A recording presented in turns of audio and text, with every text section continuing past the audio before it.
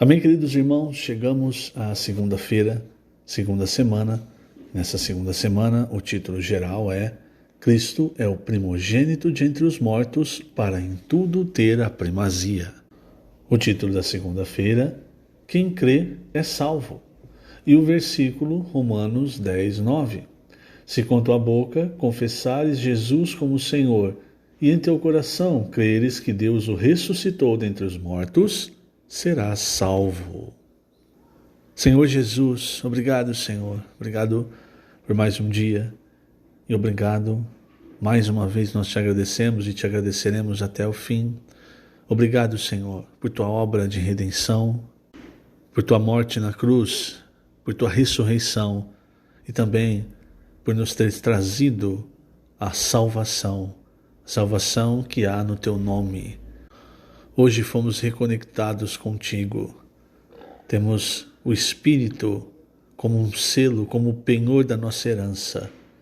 Hoje, Senhor, podemos desfrutar as tuas riquezas, desfrutar tudo o que tu és, um Deus rico para com todos os que te invocam, os que se achegam a ti.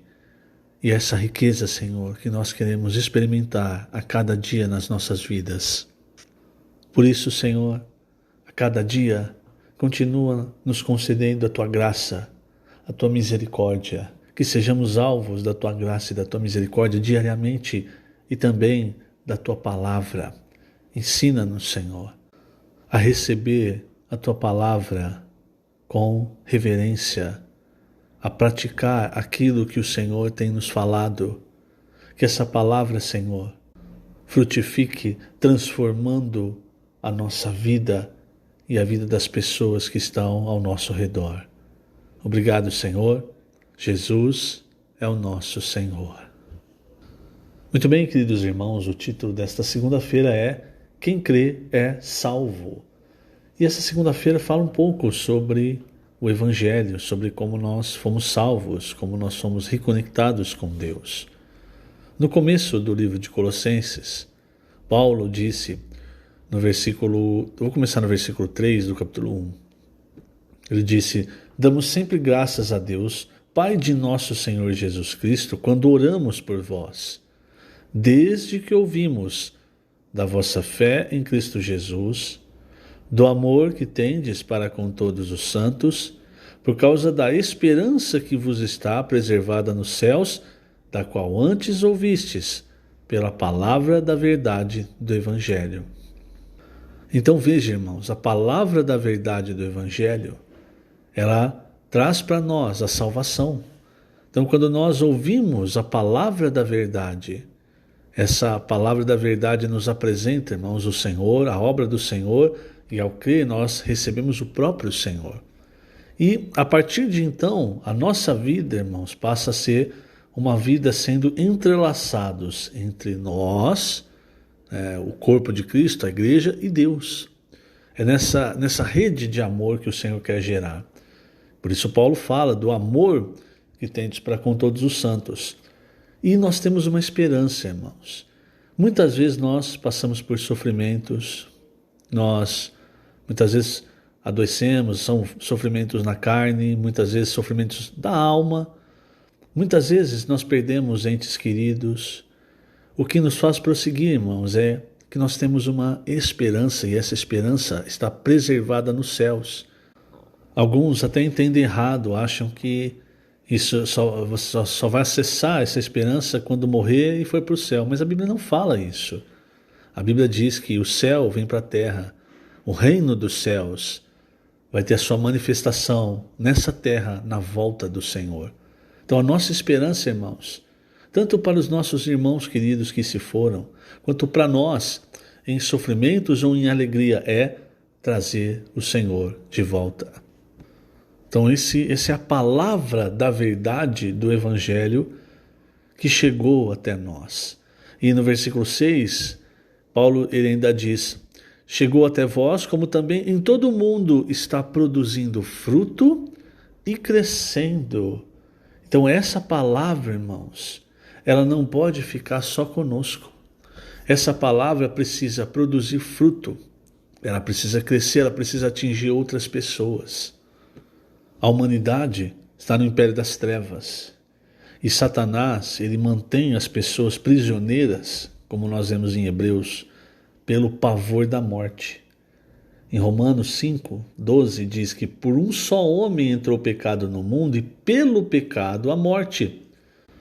E a morte passou a todos os homens, porque todos pecaram. Então é esse ambiente em que nós vivíamos, presos, sem saber, sem haver esperança. E muitas pessoas estão presas nesse ambiente, irmãos. E veja, para alguns, a esperança se torna a própria morte. É por isso que muitos tiram a própria vida para acabar com a dor. Veja, irmãos, o que o ser humano, criado por Deus para receber a Deus, sua imagem e semelhança, o que Satanás fez com esse ser humano. Agora a esperança de muitos é a morte. Na hora que chegar a morte é o descanso, aí acaba o sofrimento. Mas não sabem o que vem após isso. Por isso, irmãos, nós precisamos levar a palavra do Evangelho para as pessoas, orar com as pessoas, deixar que a palavra de Deus, o Espírito, o rio da vida que entrou em nós, flua para outras pessoas. Quanto à salvação, irmãos, o Senhor fez toda a parte difícil. Ele morreu, não qualquer morte, uma morte terrível, a morte na cruz. Ele também ressuscitou. E hoje, quando você vai, por exemplo, em Romanos 10, você vê Paulo falando, irmão, sobre a simplicidade do Evangelho. Nesse trecho, no capítulo 10 de Romanos, a partir do versículo 6, ele diz: não perguntes em teu coração, quem subirá ao céu? Isso é para trazer do alto a Cristo, porque o próprio Deus se tornou carne. Ele desceu do céu e ele viveu aqui entre nós. Agora, era necessário que então ele morresse, não é? Por isso que Paulo continua. Ou quem descerá ao abismo, isto é, para levantar Cristo dentre os mortos? Também não precisa, porque o próprio Deus ressuscitou a Cristo, tendo aprovado a obra do Senhor, obra que, como nós vimos semana passada, tem eficácia eterna, atemporal. Aí o versículo 8, Paulo diz: porém que se diz, a palavra está perto de ti, na tua boca e no teu coração. Isso é a palavra da fé que pregamos. Essa palavra da fé que pregamos é a palavra da verdade do Evangelho que nós vimos em Colossenses. Então, aquilo que Cristo fez, veja, irmãos, olha como Deus, ele simplificou tudo. Tudo aquilo que Cristo fez, irmãos, ele colocou na palavra. Então, quando a palavra da verdade vem, quando essa palavra da fé, ela chega para falar com o nosso coração. E ela chega mostrando quem Deus é, o que Deus fez por nós. Então, quando no seu coração você ouve, ou uma pessoa ouve, a palavra da verdade do Evangelho, e com o coração ela crê, resultando em confessar com a boca, em dizer que Jesus é o Senhor com a sua boca, ela recebe, irmãos, a obra de Cristo na cruz. Ela recebe a salvação. É isso que nós vemos no versículo 9 e 10. Se com a tua boca confessares Jesus como o Senhor, e em teu coração creres que Deus o ressuscitou dentre os mortos, serás salvo. Esse ponto é muito importante. Não basta, irmãos, crer que o Senhor Jesus é Deus. Precisa crer que Ele é Deus, que Ele morreu e que Ele ressuscitou. Na época dos primeiros apóstolos, quando eles precisaram escolher alguém para o lugar de Judas, era essencial que esse alguém fosse uma testemunha da ressurreição. Então, quando nós cremos, irmãos, nós cremos em toda a obra que o Senhor fez na morte e na ressurreição. E o resultado é confessar com a boca: Senhor Jesus, Tu és o meu Senhor. Versículo 10, Paulo diz: com o coração se crê para a justiça, com a boca se confessa a respeito da salvação. E a partir daí, irmãos, o trecho continua, a Escritura diz, todo aquele que nele crê não será confundido. Por quê? Porque todo que crê, como nós vemos em Efésios, é selado pelo Espírito Santo. Não há mais confusão. As pessoas acham que a salvação se perde. Não, irmãos, uma vez que você é salvo, que você é selado, você não perde mais a salvação, você nunca mais é confundido, nem mesmo por Satanás, pelos anjos. Todos sabem, aqui está um filho de Deus. Agora, uma coisa é a salvação no nosso espírito, a salvação eterna. Outra é o que diz respeito ao reino. Então muitos cristãos confundem essas passagens achando que elas falam da perda da salvação. Nós não vamos entrar nesse ponto hoje. Mas é importante, irmãos, todos nós entendermos que você não é salvo por ser bonzinho.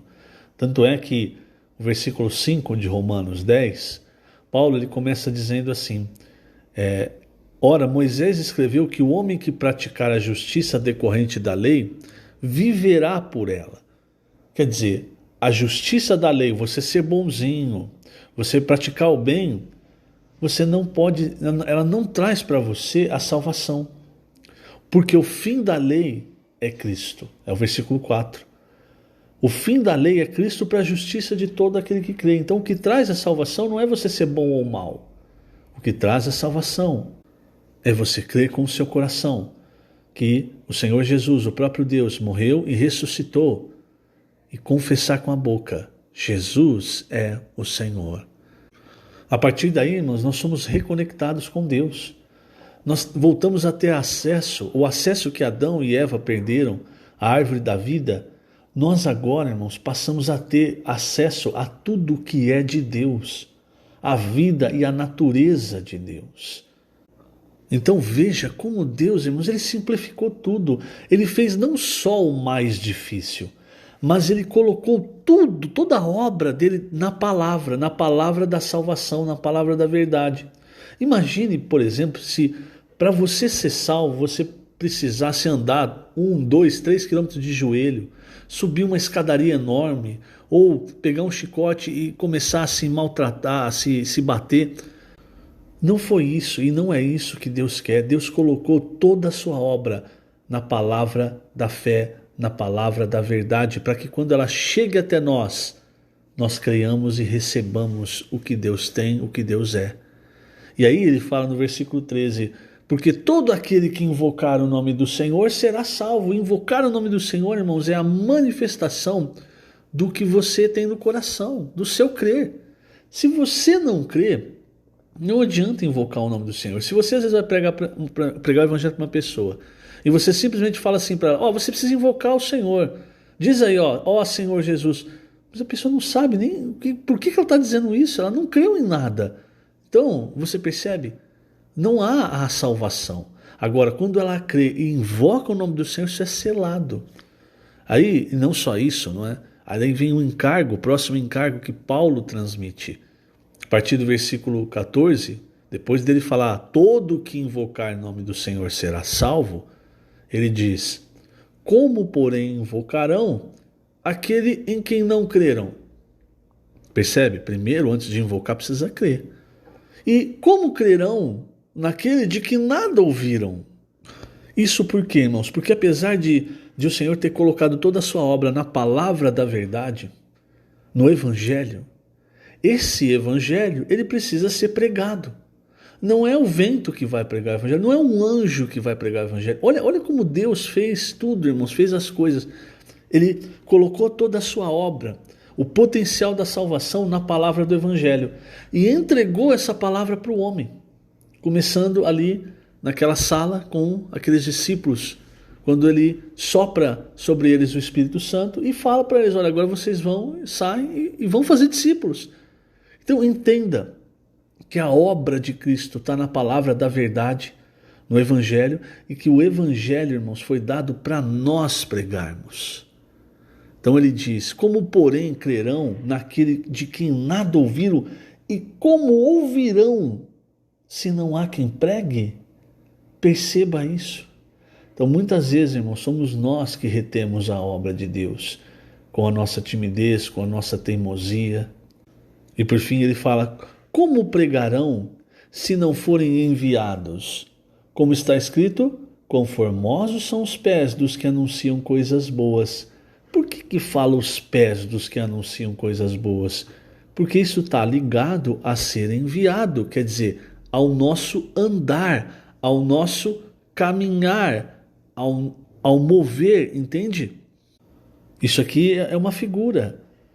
Quer dizer, aqueles que pregam o Evangelho têm um andar formoso, porque são guiados por Deus, porque foram enviados por Deus para pregar o Evangelho.